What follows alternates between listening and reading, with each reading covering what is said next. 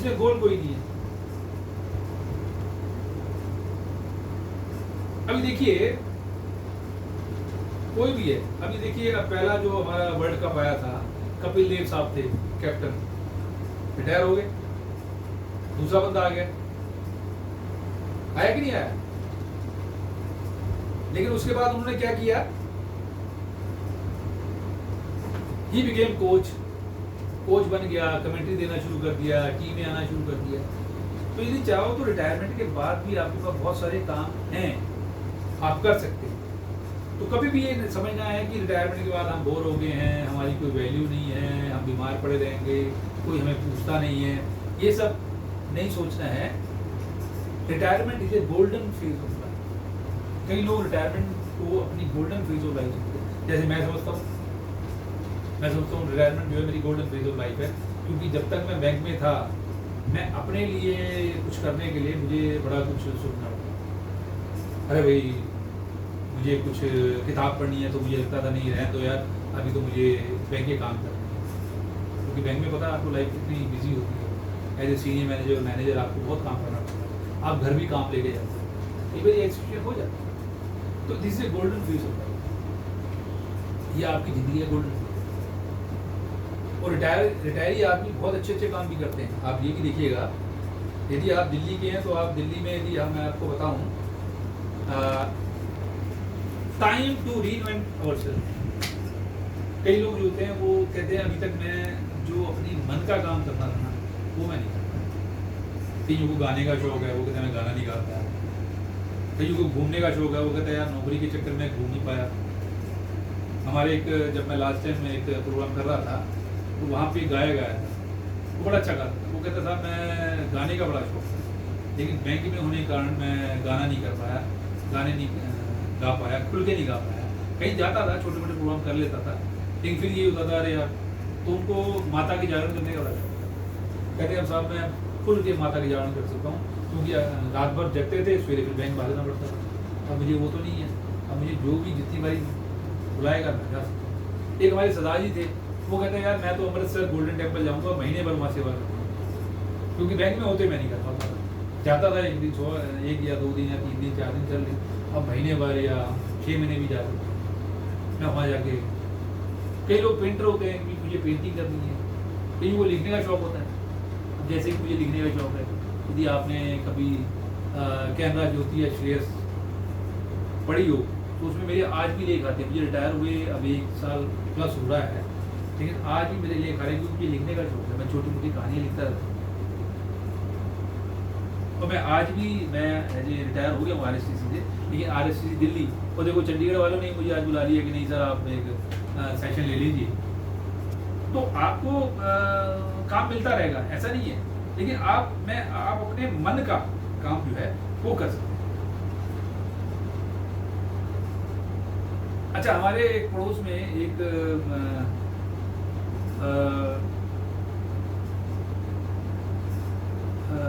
सज्जन रहते थे, उनका नाम था पांडे जी। पांडे जी जो है बहुत अच्छे मतलब ओहदे से रिटायर हुए थे, किसी इंटरनेशनल कंपनी में काम करते थे, और काम करने के बाद रिटायर हो गए।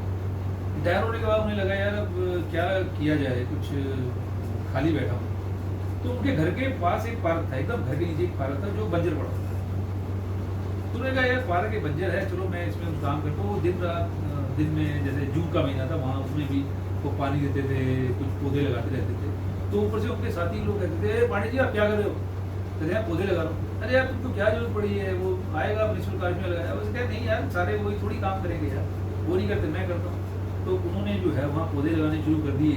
वो बंजर सा पार्क था, उसमें हरियाली आने की 6 महीने में 7 महीने हरियाली आई। कुछ उन्होंने माली को रखा, पैसे दिए। अब जब हरियाली आई तो लोग आने लगे, हरियाली देख के बच्चे भी आने लगे, और जो बुढ़े जो ऊपर से देखते थे वो नीचे आ गए। वो कहने लगे यार अरे आपने तो पार्क को बड़ा अच्छा सुना बना। उसने कहा भाई मैं खाली बैठा था, सोचा यार इसको हरा करते थे। क्या समझते हो सारा काम गवर्नमेंट ही करेगी या सारा काम एक माली ही करेगा? अरे थोड़ा हम भी अपना लगाएं, थोड़ा अपना कंट्रीब्यूशन दें, कार सेवा करें। कार सेवा करते हैं तो धीरे धीरे पार्क जो है बहुत हरियाली पार्क में होगी। अब जो जितने बुजुर्ग थे, बूढ़े थे, उनके साथ थे, वो आपके वहाँ बैठने लगे। तो उनसे एक दिन पूछा कि साहब पांडे जी आपने ये सब क्यों किया? तो उन्होंने एक बड़ा अच्छा सा गाना, उसकी 2 लाइनें सुनाई कि रहे ना रहे हम महका कर, कि दुनिया में यदि हम रहे ना रहे, कम से कम महकेंगे तो सही, इस बगिया में, इस फूलों में, इस बागों में। तो जिंदगी में जब तक सांस है तब तक हमें काम करते रहना। अब आज जो है वो बगिया है, वो बहुत अच्छी हरी भरी हुई पड़ी है। वो पांडे जी के दोस्त सारे वहाँ आते हैं और उन्होंने वो मन से उनका नाम कहते हैं ये पांडे जी की बगिया है। पांडे जी तो चले गए जहाँ हर एक चला जाता है। तो कहने का मतलब ये है कि आपके पास जो भी खाली समय है, आप ये मत सोचिए कि मैं जिस ओहदे पे था मैं उसी ओहदे पे काम कर सकता हूँ। आपको ओहदे से अब नीचे उतरना है और आपको अपने आसपास देखना है कहाँ कुछ कमी रह गई है, तो मैं उसको जो है उसको चुस्त दुरुस्त करने की कोशिश करूँ, लोगों को साथ लेके चलूँ। रिटायरमेंट में आपका एक प्राइमरी कैरियर खत्म होता है। अब आप बैंक में you are no more senior manager, you are no more manager, you are no more chief manager, you are no more clerk, you are no more कुछ भी जो भी, लेकिन आप दूसरे काम कर सकते हैं यदि आप। और ये जो रिटायर्ड आदमी है इन्होंने बहुत सारे काम किए। अभी देखो दिल्ली में एक मेट्रो रेल चलती है, इतना बड़ा नेटवर्क जो बना है उसको चलाने वाला जो है वो ई शिंदन था। He was a retired man of railways.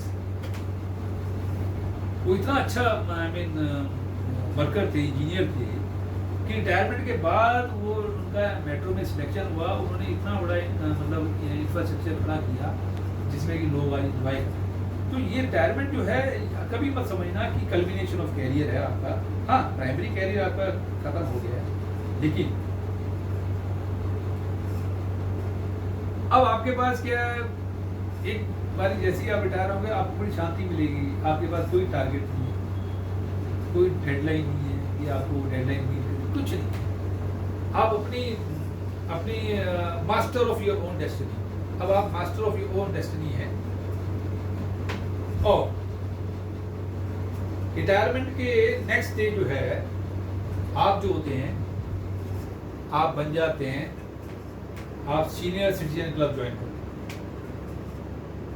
The moment you join senior citizen club, तो आपको एक तो बैंक जो है जो भी रेट ऑफ इंटरेस्ट दे रहा था प्रीवियस, उसमें आधा % और फर्क है। जैसे मैंने बताया कि मैं भी आपको बात कर रहा था कि भी आपको टैक्स बेनिफिट मिलने शुरू हो जाते हैं। आपने घूमना है तो रेल कंसेशन मिलने शुरू हो जाते हैं। आपको एयर फेयर जहाँ भी आप जाते हैं आपको रिटायरमेंट जो है प्लस बेनिफिट्स। एक काम आप और करते हैं, बड़ा इंपॉर्टेंट काम करते हैं। उससे पहले मैं आपको एक कथा सुनाता हूँ। एक आपने माइथोलॉजी में, हिंदू माइथोलॉजी में सुना होगा कि एक ऋषि दधीची थे। ऋषि दधीची वो बहुत बड़े ऋषि थे और जहां वो रहते थे उनके आसपास जो हैं जगते हैं बहुत सारे राक्षस थे। वो राक्षस जो थे वो सबको तंग करते थे, सारे ऋषि मुनियों को तंग करते थे। तो एक बार किसी ने बताया कि भाई ऐसा है कि राक्षसों को कैसे मारा जाए। तो किसी ने कहा ऋषि जी आप बड़े मतलब संत ऋषि हैं, आपकी हड्डियों से एक अस्त्र बनेगा, ब्रह्मास्त्र।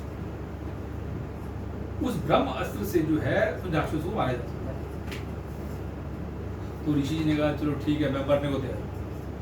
यदि मेरे मरने से इतने सारे संतों का भला होता है और राक्षसों का नाश होता है, तो मैं अपने, उन्होंने मिनट में अपना योग माया से अपने शरीर को भस्म किया और उनकी हड्डियों से शस्त्र बनाया गया जिससे कि वो राक्षस हुआ। तो आज जो रिटायर आदमी हो रहा है ना, वो क्या कर रहा है। अब देश में कितनी अनएम्प्लॉयमेंट है आपने देखा हो, देश में अनएम्प्लॉयमेंट, बेरोजगारी है। तो ये हम लोग हैं रिटायरमेंट वाले लोग जो अपनी सीट खाली करते हैं, कहते हैं भाई टाटा बाय बाय, आ जाओ तुम्हारे लिए हम वैकेंसी खाली कर दें। You are vacating a seat for young. आप एक यंग बच्चे के लिए जो बेचारा नौकरी के लिए